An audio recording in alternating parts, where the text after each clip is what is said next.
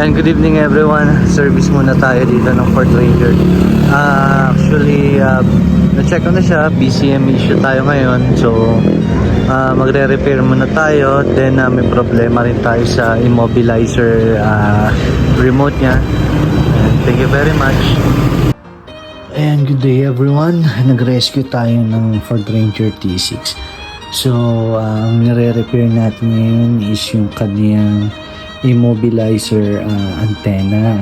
So ito yung nasa may susian niya, yung bilog doon. So ayan, ito is nilagyan nila ng accessory. So pinihit-pihit ng bata. Ayan. Kaya ngayon hindi umaandar yung sasakyan.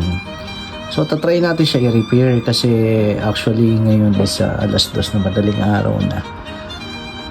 Tinawagan nila tayo kanina. So humingi ng tulong. Then, ayan. Tingnan natin kung mapapaandar natin. Kung mapapagana natin siya, balikan ko kayo. Ayan. Thank you very much. So, eto na siya. Naibuo na natin ulit siya.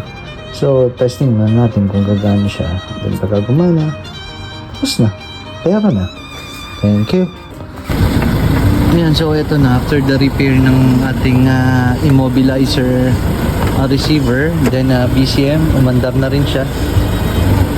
Ayan. Thank you very much.